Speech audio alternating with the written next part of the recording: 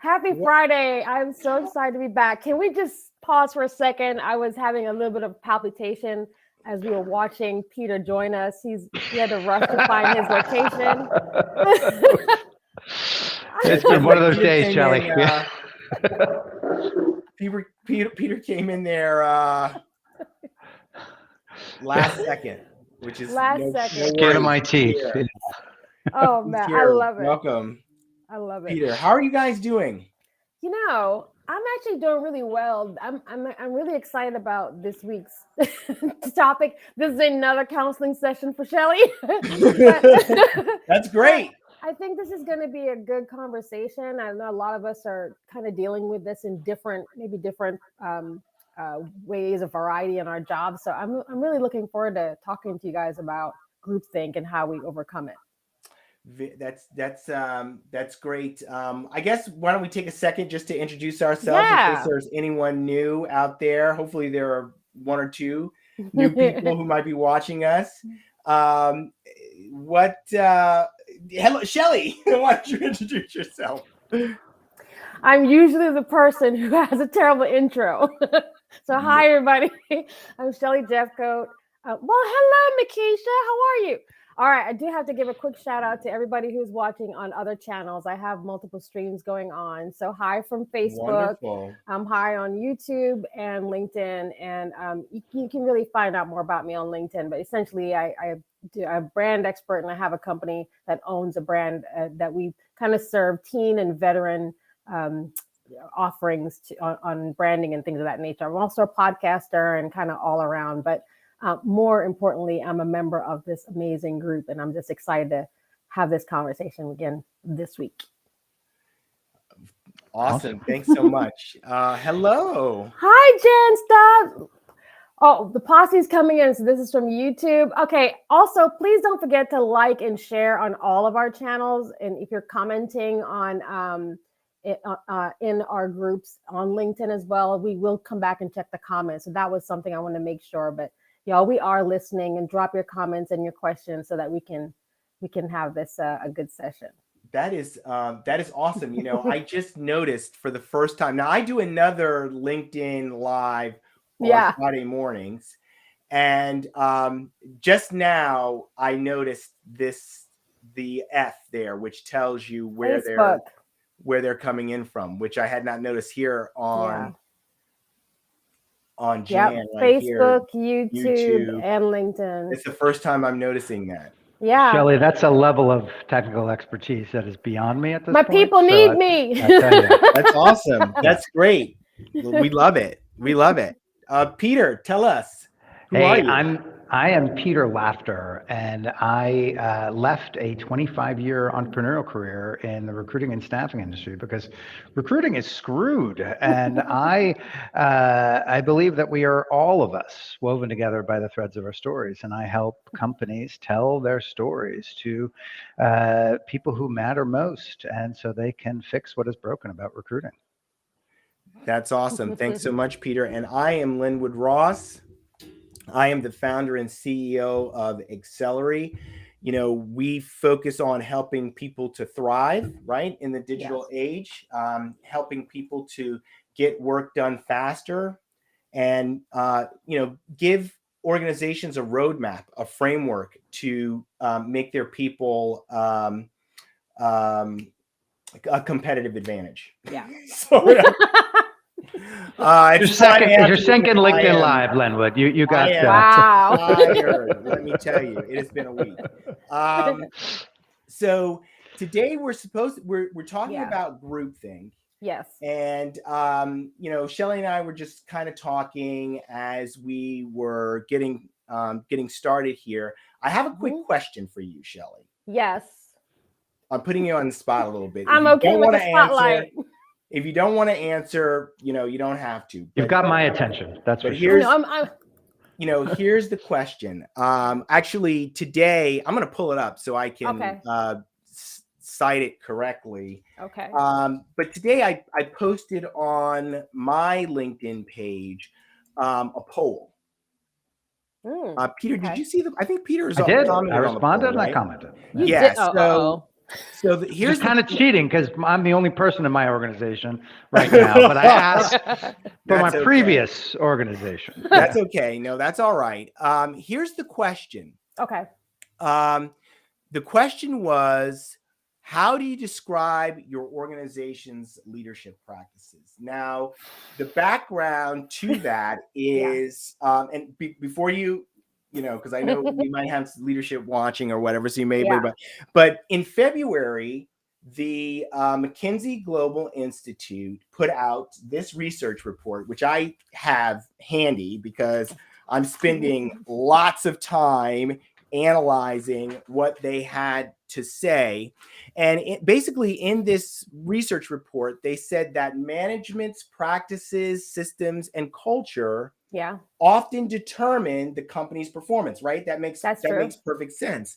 So they analyzed tens of thousands of organizations around the world in every industry to see if there were any patterns for management practices. And what they found out is that the highest performing organizations had leadership practices that focused on operating collaboratively. Yes. Okay. So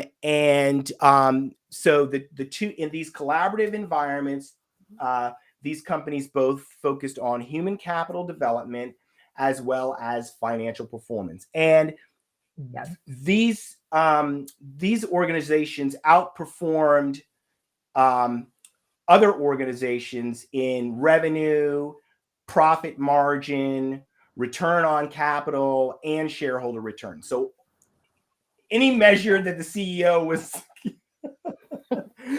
would be primarily concerned about, these collaborative companies that focused on human capital development and financial performance, they outperformed.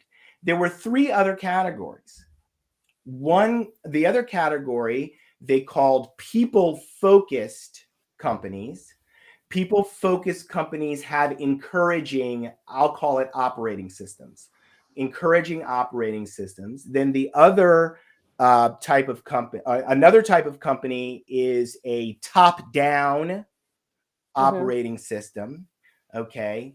But the majority of companies, 55% of companies, have no discernible operating system, no discernible management practices. Okay. So that was the vast majority of companies, and those companies perform the worst. Right. So I created this poll today asking, what would you say the management practices are of your organizations? And so far we've had 25 people vote. 44% say there are no clear patterns. 32% say it's top down. Collaborative companies are coming in at 16%, and encouraging companies are coming in at 8% so far. It's actually a mix. It's actually a mix. The experience that I'm having right now, I think the first thing is that one of the opportunities and what's working well where I am, y'all can look me up on LinkedIn, is that when we talk about leadership practices and leadership principles, it's aligned back to our values and our purpose. So it's clearly stated, it is communicated, and we recognize and reward the behavior regardless of what level you are in the organization, manager, C-suite, etc. Very important. So that's the first thing. So we tie it back to the culture.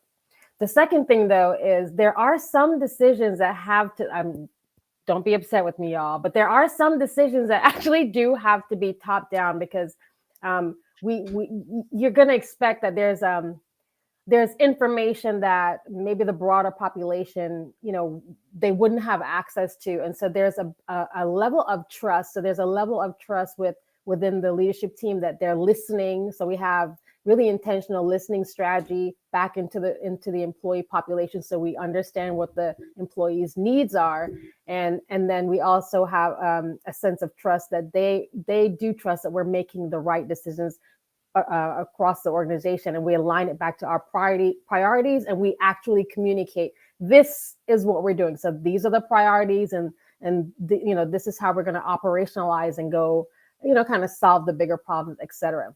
And when it comes to collaboration, though, and the reason I was saying this is mixed, this is not a cheat, but this is literally where I was starting out this week, because I was participating in a meeting where I was experiencing groupthink. And I was experiencing it also as someone who did not say anything, which annoys me now that I'm thinking about it. But I got pulled into this thing. And so as you're talking about leadership principles, this is something like, this is a behavior that I don't know that any leader wants to admit to, okay? But it really does happen. And so for those of you all who don't know what groupthink is, just to really quickly define it, I was actually pulling up a different article earlier this week because I wanted to make sure I had this right. But basically, it's almost like when you're going along to get along, at the end of a really tough decision-making process. Have you been in that position where you're working on something and it's been a really rough decision-making process, and you understand that you can't really accept a wide variety of perspectives, right? So there's input, but you can't accept a wide variety of perspectives because you do have to make a decision. And so sometimes it's really difficult for individual members to object. This is what happened to me because of the way that it was being positioned, the way that it would impact the organization, the way that the information was being fed back was, well, I guess we don't have a choice.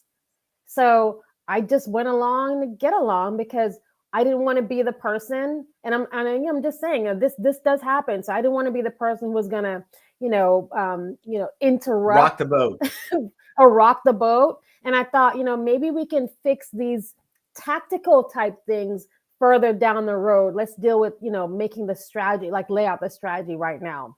So that was groupthink. When I stepped away from it, it felt horrible because it just felt like, I had the seat at the table. I didn't use my voice, and I just allowed this to happen. And I wondered, when we say collaboration, do we understand what collaboration means? And then Peter, I was like, Linwood, what role would strategic doing, had I been more informed on strategic doing, would that have been a situation or an experience where I could bring some of that learning into that conversation, so it didn't land and feel like, oh great, another groupthink session. Yeah. So that's where I was. Yeah, I don't. I mean, I'm in the middle of the book, so I will let you know when I come. I'm sure Lenwood has an answer. But I think what you're hitting on, and this is one of the things that I started creating in my past companies, is structures for dissent.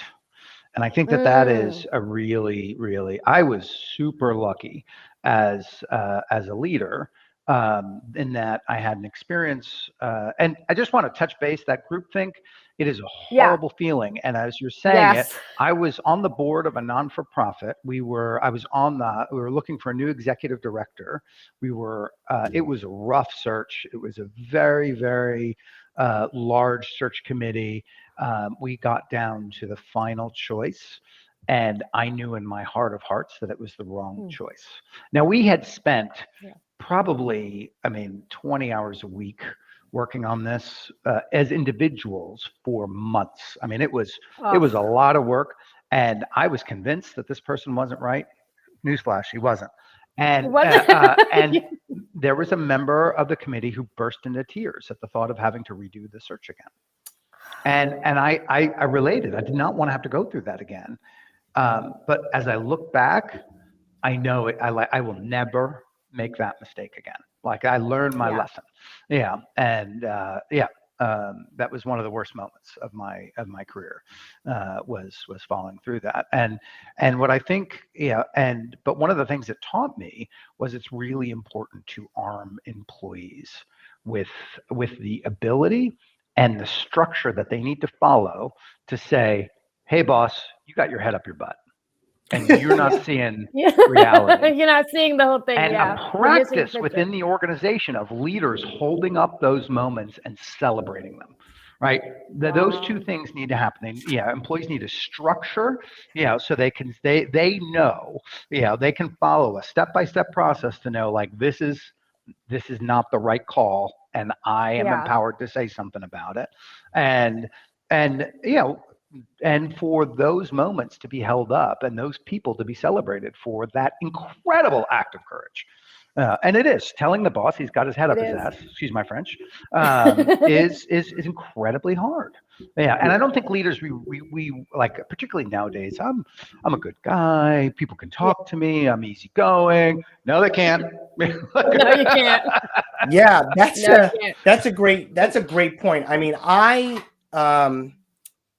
especially when I was a young executive, I did not have awareness of how other people perceived me in the organization and the power differential, whether it was on my team or even in other teams. Because while I wasn't, at the senior most level of the organization, in my role, I was almost always speaking to C-level executives, or I was dealing with the board of directors, or, and I just, when you're dealing at that, I just had, I'm Yeah. first of all struggling or in general with, managing my work, but I didn't have a understanding that when people would see, me having, one-on-one meetings with the CEO,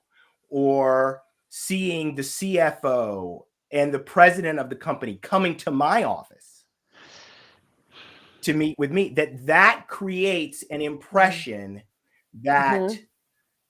I'm a person with power and influence, which is actually wasn't the case at all. Which means we can't challenge anything that you bring to the Yeah. table, because I don't want to upset Lenwood because of his connection. Yeah. And that's part of what happened to me this week. Was great. I don't want to challenge this person because I know, that person's connected, and I don't really feel like going down that rabbit hole, because, so, okay, everyone's just going to Yeah. go along with it. But in my gut, it was, no, I don't, this is not collaboration. Yeah. Well, now let's go back to that original. Well, maybe you don't want to say, but depending on the type of management practices and culture that the organization has, people will feel more or less able to speak up, right? Yeah. So, in a more top-down culture, people might feel less Less safe. that differing views are less accepted, because management is not creating an environment where they're saying, hey, dissenting voices welcome.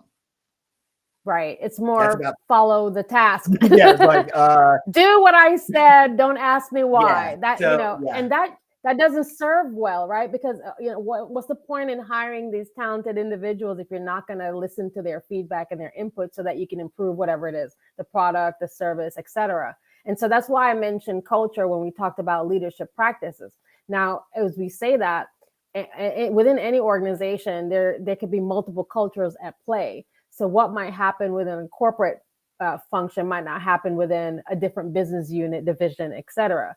So I think this is that. About that's like where team culture versus team culture. Team culture might be very different from the Exactly. organizational culture. Exactly. So maybe within your team there is I welcome dissenting viewpoints, but that manager cannot dissent as he or she goes even further up the ladder. Right. So those are some of the real world complications around some of these issues. And I think Lenwood's point is really, really important, that leaders need to be conscious of how they are perceived. And I remember, so I sold a company, and then I was carving out a small client group to create another one. And the guy I sold it to bought the lease of that I had. It was much bigger space than I needed, and was using it as an incubator. And then I negotiated a year of free rent in that space as I was getting my new thing started. And then he ended up investing in that company. And one day, one of the guys with another one of his companies' daughter went to a school nearby, junior high school, and they had a international fair, and he was Greek, and his daughter had all this good Greek food. So he invited us over on a Friday afternoon, and everyone in the office, there was about 8 of us, tropped over to this middle school and ate some spanakopita. It was great.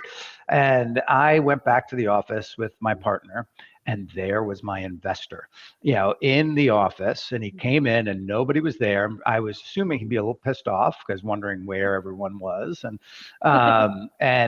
I walk in, and the first thing he said was, "Peter, come in the conference room. I want to talk to you about something." And I swear to God, I thought I was going to get fired. And I had never had that experience before. And here I am. I'm sitting there. I'm doing my breathing exercises, trying to calm down. I'm barely able to listen to the man. And now here's the thing. How many times had I done the same thing? Hey, come on here. I want to chat with you about something. But I had no idea that the majority of the people I was doing that with were having the same effect. But I just, we're just having a chat, no big deal, But it really opened my eyes, like, oh. And I have never since then ever asked someone to come into a conversation without them knowing the agenda and my reason why. Like, hey, I want to talk about X. I'm really excited about this, or I want to figure out how we're going to figure this out. Can we chat? But it That's was the perception. It was. I mean, and this was. I really at that point, I had done a lot of work on myself. I had come from being a very, very bad boss to being a moderately okay boss, but it had come with a lot of work. So, and I realized, like, I got blind spots everywhere, and the desire, and I think what you said, culture, it has to be in service of a purpose. And a lot of companies create mission statements and they call them a purpose, really something anchored in why we are doing this. And I think that's the first step in really opening up those conversations, is for people to be able to recognize and say, hey, this is behavior that is not. I love that example because, Peter, I was sitting here thinking, and if I was one of your employees, knowing the proximity, visually seeing the proximity that you have with the investor, if you bring a project to the table, probably going to have to go along with it because Peter is connected in that way, right? I mean, and that's real life. Like, this happens all the time. Absolutely. And, all the time. Well, what was a painful lesson for me, Shelley, is the founder of the company was not the power source; it was the COO.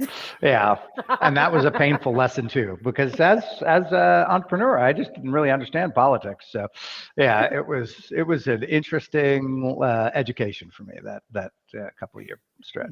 No, the politics of organizations is really interesting. Actually, next week, we are going to have a guest. We haven't had a guest in a while, but next week we are going to have a guest. I usually prepare something for it. I'm sorry, folks. We're going to have a guest, and she is an expert in office politics.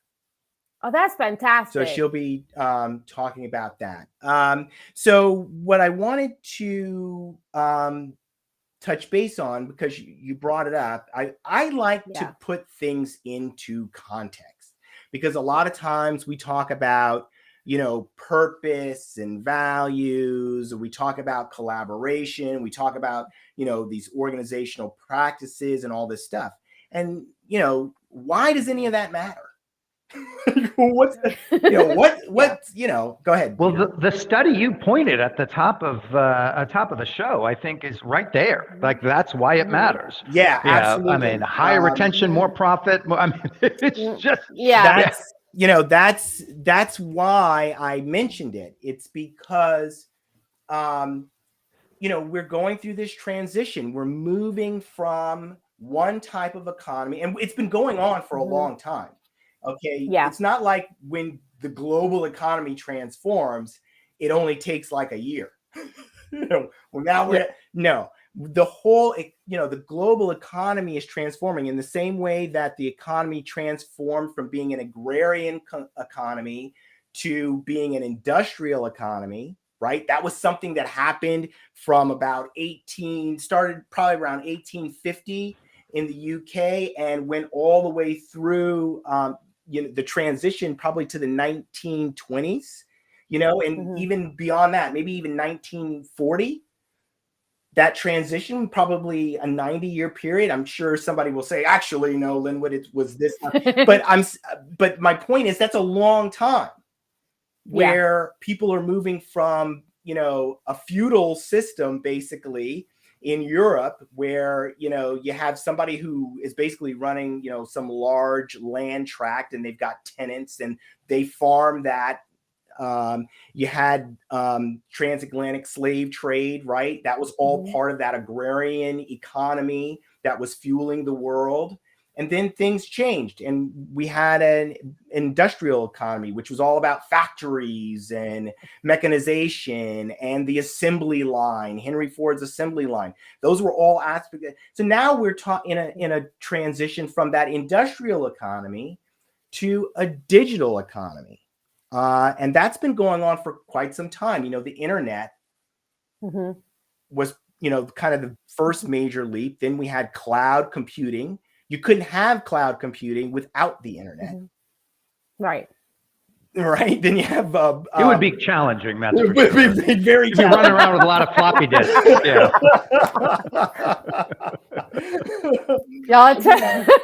And then you add mobility on top of cloud computing, and I call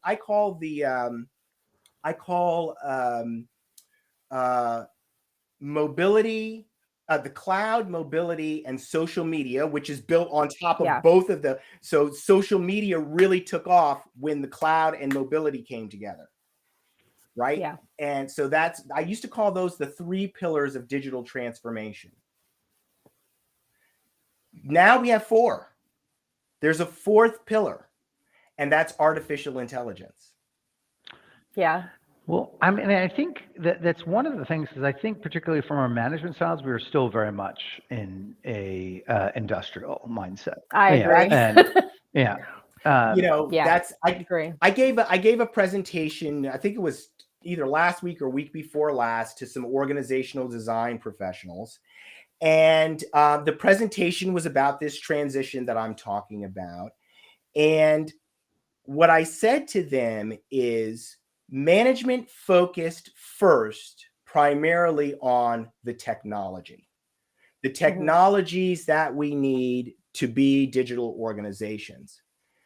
They have not focused on the people and the management practices that are no longer suitable to the way we operate. Say that again, Leonard. I want to hear that one more time. Starting from where? Well, that they're no longer suited. The management practices are no longer suitable. The management practices are no longer suitable to, I said, the way we operate, but really it's the way the economy, the economy. So we're in a networked economy, and because we're in a networked economy, power shifts from the top out to the middle. And things move much, much faster. And I think that's a really critical understanding, is power has always been fluid and dynamic, right? Yeah, you're the CEO and you think you're in charge. Wait until your number one person gives notice. Who has the power in that moment, right? Yeah. So, I mean, you know, it's always been that, but particularly too, which fundamentally changes the role of leadership. And I think with one of the people who commented on your post, which I thought was particularly brilliant, another one of your Ed friends, at the end of the day, Ed Hansen, who's brilliant. I met with him this week. At the end of the day, people are the opportunity to be solved for. I wrote it down. I thought it was the most brilliant thing, because, and we think it's technology. We think it's supply chain. We think it's strategy, but we're coming from a very, very, very narrow viewpoint and understanding. And when we can widen our viewpoint through the position of our teams and have them inform us, then we can see clearly. But we can't do that if we think we're in charge, and we're not. Right? Yeah. I mean, I think that number that you pointed is that companies that really have a collaborative and focused approach are 2.5 times more productive. I Yeah, mean, that's it's a lot. Yeah, Like I it's a do lot. have a chart somewhere. I mean, I didn't prepare to get into it where I kind of bar graphed it. They're way more profitable. And there are very good reasons for that. One is they're moving much faster. Right. They're solving They're problems. So there's solving a couple of problems faster, they're Shelley. solving problem faster. There's a couple of people in the chat. So hi, hey Laura, Hi. thank you for joining us. So Laura is with an incredible organization. If she's still here, I'll let her drop it in the chat. And she actually works within the recruiting space and with again some really Blue Star families, large organizations. And then Jan Stubbs is an actual engineer. Just awesome person as well. And I was thinking about when you were hitting on, and the Dump and Ground podcast, shout out to all the companies that are watching it through the podcast that way. But I was thinking about when I was trying to take it back to groupthink and the idea that it's not even that it just stifles innovation, which is what I think Peter was starting to shift into. He talked about creating blind spots as a leader. It just encourages you to be at the status quo and not shift or move. It just kind of suffocates growth. Something I was thinking about around the D&I space, because we have a lot of surveys, and DEI we know is great for business and our communities, the society overall. But there's a lot of talk around psychological safety, and I wanted to pull it into the conversation about teams that or employees who feel like they're in a workplace environment where they actually can. So if I'm an engineer, I need to be able to tell you if there's a major design flaw in our product before we try to release it. Yeah, that's step one. That's step one. But this is like this is like the basic, kind of basic response. How do you manage that when you're trying to solve more complex problems where it's not so tactical, right? How do you solve that as so the point that Peter made, being in a room where you're considering the new hire who is going to make an impact on the organization. So now I'm throwing it into like the recruiting space.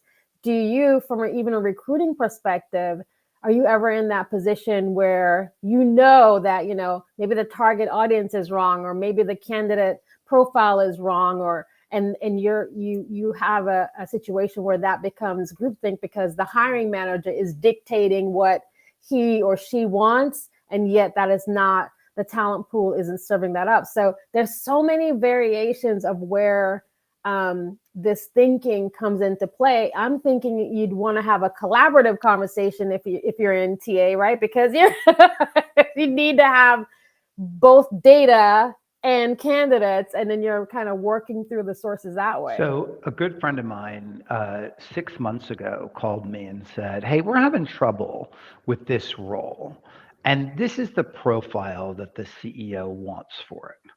And I looked at it, I was like, yep, those people are never going to take this job. It's the wrong role, right? Yeah. And so now we had a conversation 3 weeks ago about the same role, still not working. Yeah. And the CEO of the company has not been able to listen to the picture he has of his mind of who should be in this role is the wrong picture. Yeah, and what he is doing is blaming everybody else. Of course. For it's just but I remember seeing it right in the beginning, and my friend is so beaten down. She's like, whatever. Yeah. She's disengaged. Yeah. She's Disengaged. disengaged. It's the Yeah. the hierarchical top down. It causes people to disengage. There's lots of reasons for it, but one of the main reasons is that we have gotten used to a more participatory way of being. Yeah. We're used to participating more. You know what I'm saying? Like before social media, like when were you ever engaged in so many conversations, so many different people, so actively all the time? It's a different way. And those types of things impact our expectations for how we're going to operate in all kinds of situations. It's like when people used to talk about Amazon and how, Amazon, I won't call it the early days of e-commerce, but they were really pushing the boundaries with Prime and 2-day delivery. And one of the things that was really difficult to get organizations that were in industries that were not necessarily connected to Amazon, connected to the industries that Amazon, originally was just books, folks. Then they branched out into other areas. But where I'm going with this is Amazon getting things to people in 2 days made people expect that Petco could get stuff to them in 2 days. Right? Because you're having an experience in one place, you begin to expect that experience in another place. And that is happening, 10x all around. The more connected we become, the more those kinds of things begin to affect how we view all kinds of issues. So how do you overcome groupthink? What are some of the recommendations?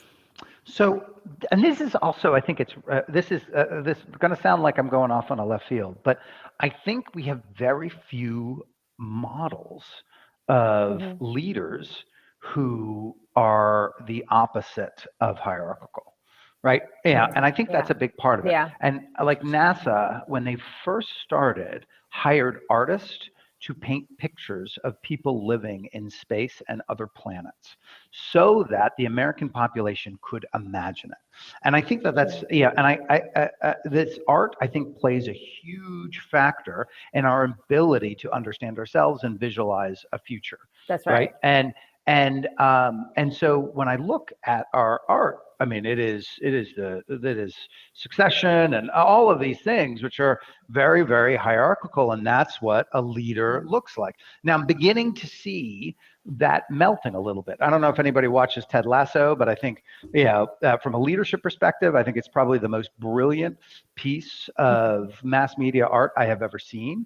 And as a hands-off approach that leaders take, and the power of letting other people make decisions, which is it's fascinating to watch. Ted Lasso guides. He knows what the outcome, but it doesn't. If Ted says do it this way, it's not as impactful as him guiding someone through a journey of discovering the answer. And that is what leaders who are going to succeed in the future need to get used to doing. It is a guiding way of being, where instead of telling your team what to do, you're encouraging your team to experiment, to find a solution, and you'll know what works based on the data and feedback that you're getting. But I also think even the guiding is a misconception, because it includes the idea that the CEO really knows all along what the best person is. I was just about to say, there are so many managers who have zero clue. But that's okay. That's totally okay. The guiding, that's a great point, Peter. The guiding is not, I know the answer. The guiding is in, this is how we relate to one another. This is how we operate in order to get to that place. So the CEO comes in where you've established a psychologically safe environment, or it doesn't even have to be the CEO. It could be, a different leader, but they come in and they say, wait a minute, you violated our rule on psychological safety one more time and you're out. Okay. We got to enforce the boundaries. So it's that type of, the guidance is actually in social skills and the Social skills skills, that yeah. we need to work together in order to find solutions. I want to point out Katrina Jones' comment because it's Yeah. yeah, Discovery is everything. and well, answer discovery is everything, and I think that's. But I also Yeah. think it's the. I remember the sense of pressure and imposter syndrome I felt when I had the mistaken belief that I was supposed to have all the answers, and I rarely did. And it was and the freedom of Yeah. walking into a room with a massive problem and having Yeah. no clue how to solve it, but the Yeah. unrelenting faith that the answer was somewhere in the room. My job was Exactly. to help people uncover it. Period. And it was a joy to solve problems. Yeah. At It's that point. liberating. Yeah, I love that. I love the way that you put that. It's a joy to solve problems, and I think it's part of the attitude and the way that we take the approach. So when I was thinking about, so how do you solve this, or how do you overcome it? I don't even know that if it's something to overcome on a broad, like, these are the 3 things employees need to do. For me personally, because that's how I operate, I'm thinking about, my response, and the way that I would approach the situation in another way. And I love the way that you laid that out, Peter.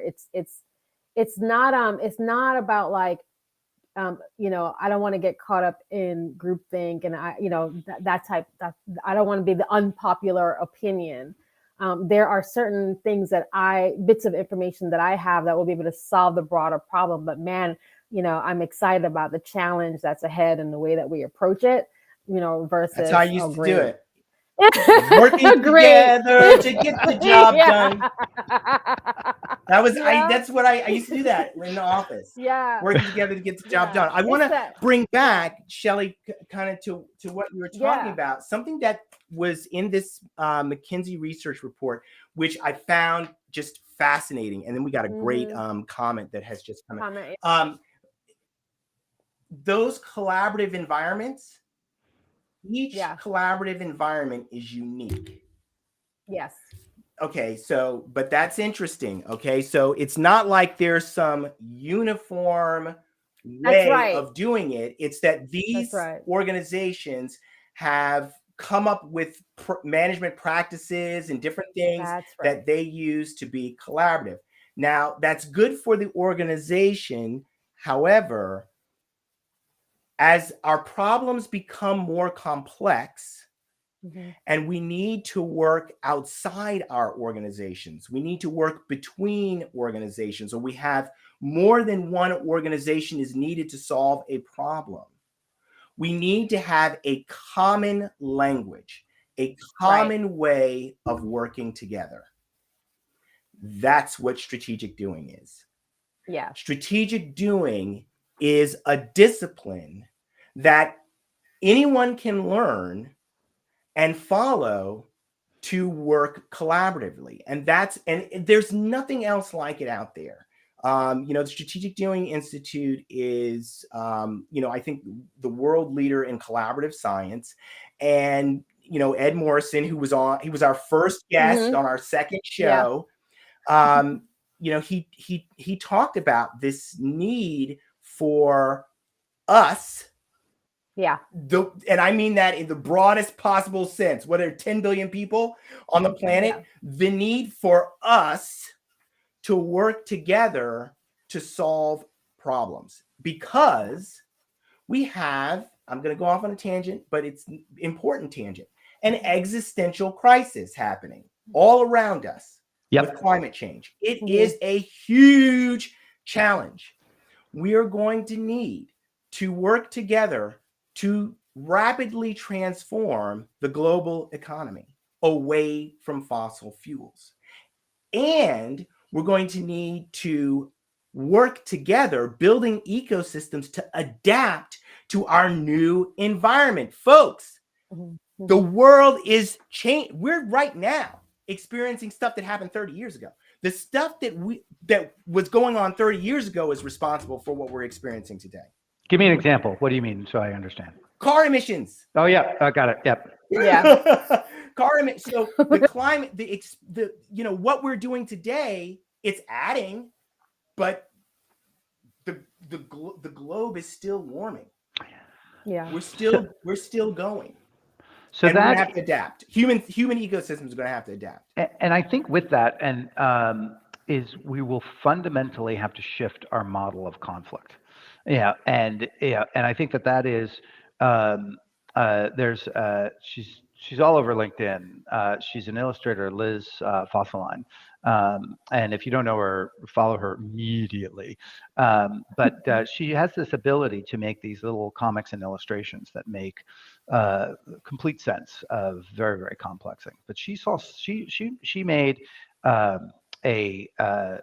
comic that changed my life about a year ago, and it was unhealthy conflict versus healthy conflict. And she had two people with a cloud in between them, say unhealthy conflict, you versus me, and then healthy conflict, you and me versus the problem. And I think Oh, that wow. is what I saw that. And now I have a TEDx talk on conflict. I think about conflict a lot and the healthy aspects of conflict, but I had never seen anything like that.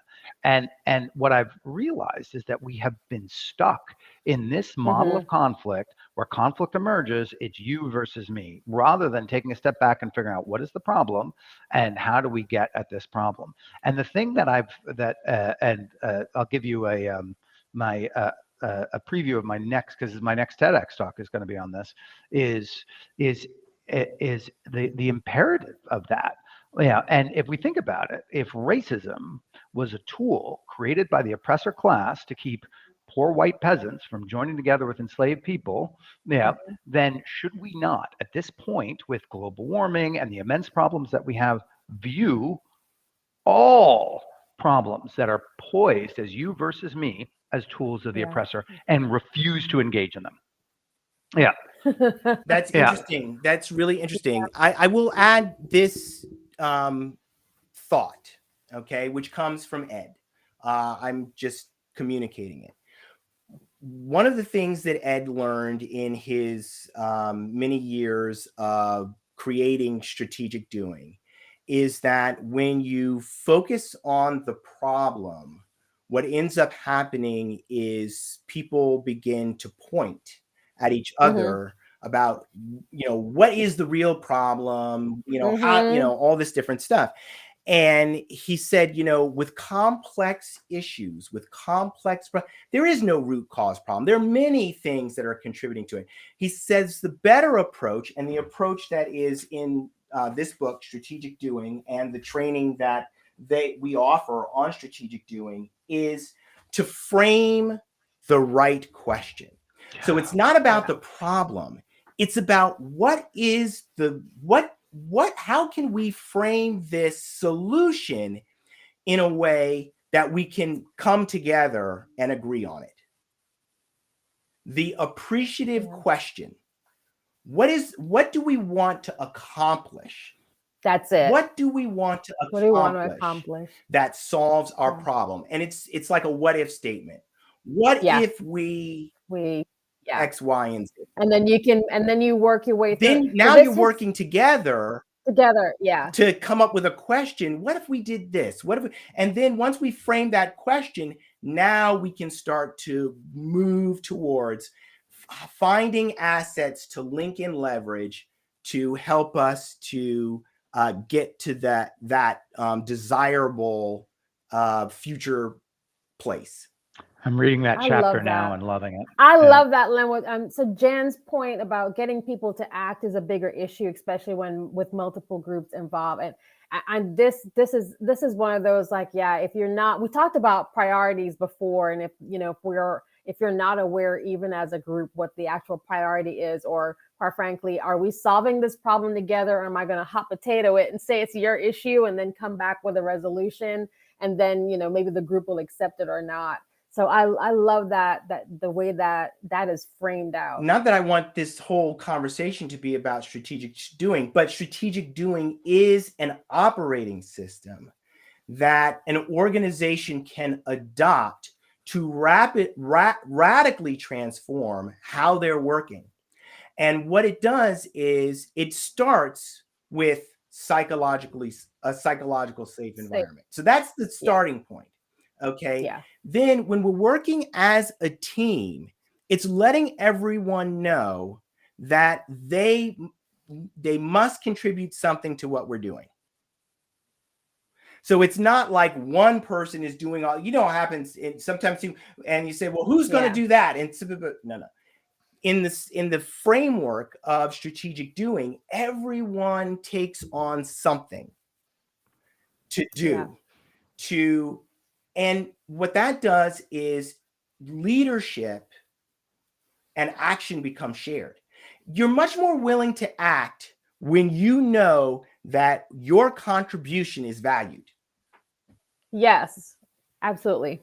When you go to the meeting and every time you offer something, someone shuts you down. Yeah. Eventually you stop offering. Yeah. That's right. Or that's absolutely true. If the boss comes in and says, this is what we're going to do, why then that's what you're going to do. That's what we're doing. Yeah. I used to do that all the time. Yeah. Okay, that's what we're doing. Hey, this is what we're going to do, blah, blah, blah. I had the plan. But what has liberated me, and part of it is learning strategic doing, is it's so much easier when we all work together. Yeah. And I think one of the benefits, not to continue to shill for strategic doing, but one of the benefits of strategic doing is it's project based, right? And I think it is, because I think getting back to my leadership example is we don't know. Most leaders don't actually know the benefits, and there's no talking that will convince you. Like you have to experience it. Like for me, it was this visceral thing of having a massive problem that was keeping me up at night, and having a stupid idea for how to solve it, and having one of my employees get in my face and say no. That's not, and then watching that like, oh, that was really brilliant. You know what Ed said to me that was really I've spent a lot of time with Ed Morrison. It's been like a mind meld. So I've come up quite a bit and in terms of my thinking. But what he said to me was, nobody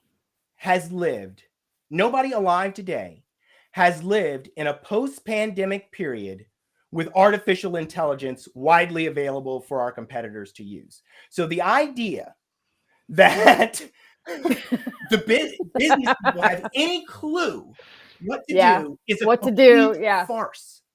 Yeah. That nobody alive has ever lived in this environment before. So what we need to do is we need to start rapidly experimenting to see what works. Yeah. I discovered yesterday, to my amazement, that Grammarly has been training on my writing for 3 years. They unlocked. I'm not shilling for Grammarly. I don't get it. But I'm saying this is not a sponsored post. Yesterday, Grammarly, or yesterday, I noticed that Grammarly had unlocked an AI tool like ChatGPT, except it's been trained on my writing. Oh. So it has prompts in there where it will say, would you like, thank you note. You want it to be more inspirational? You want it to be more casual, more formal? And it's using my writing. Wow. To change. Unbelievably powerful. And I said, yes, I said, I could kiss those guys at Grammarly. Oh yeah. Yeah. I'm like, we're going to look this up afterwards. I'm getting ready to pucker. Yeah. They did it. And I didn't even know they were doing it. Wow. It was genius because I don't have great grammar. So I'm like, okay, in my writing, I said, I'm going to pay for this premium service because it's really helpful to get a suggestion on how to better write the sentence. And so, for years now, I haven't put anything out that Grammarly didn't go over. Fix my grammar. Yeah. Then yesterday I see this additional little bubble and I click on it and I'm like, whoop, what is this? They've just run. Well, and that's a representation of like I think that non-collaborative leaders are going to die. And I think that that is a Yeah, perfect yeah. example. And so A good last group. week, our session was on artificial intelligence. And Yes. I was at a conference, I had a speaker, it was a little bit boring. So I was like, let me get out of here. And I saw you guys were talking. I started watching. I was like, I got to get on. But I was at a conference. I finished Sunday at noon, right? Yeah. And so normally, I've been really focused on AI. I do about, on Saturday morning, I have a ritual, I do about an hour to 2 hours of research on what are the developments of the week. Obviously, I didn't do that this week. I was at a conference. I took a quick peek on Tuesday. I am massively behind. It's been a week. I missed a week. Like there's all these developments out there that I'm like, oh my God, Yes. like I'm gonna have to work all weekend just to catch up. I don't like I can't leapfrog because the developments are so complex that I That's actually have right. to make That's up right. and then I mean and that's just one thing. That's just I one. mean, we That's have right. massive amounts of technological shifts that are just coming to bear. AI just the tip of many icebergs. I mean, yeah. Yeah. And That's right. it's a brilliant illustration of the world that are in and why we need to Mm-hmm. move, organizations need to move to a collaborative operating system Mm-hmm. as Mm-hmm. quickly as possible. Because if you think things are moving fast now, imagine an organization with people who are operating collaboratively with and skillfully with AI. How Yeah. fast will they be Yeah. innovating? Built on trust, built on a culture of trust, so that you're not running into the groupthink Yeah, situation, or you're not running into the, for which was example, the what Jan subject of shared this. about multiple multiple groups. Listen, this was my therapy session. I needed it because we started out with having a scenario and experience with groupthink. We talked about the leadership capabilities, skills, things that managers should do, organizations can do. We talked about real world examples of how the technology shift and innovation shift impacts. And again, if you're intending to be in business next week, this is kind of important. This is, having an organization and a team that's collaborative. And the one thing I just want to leave with folks, if you're a leader watching this, is really think about your approach and the way that you're showing up and the perception. Because Linwood, I didn't even think about that component, that perception. If you're someone who is leading a large, complex project, or if you're just a project leader on a smaller project, there is a level of perception.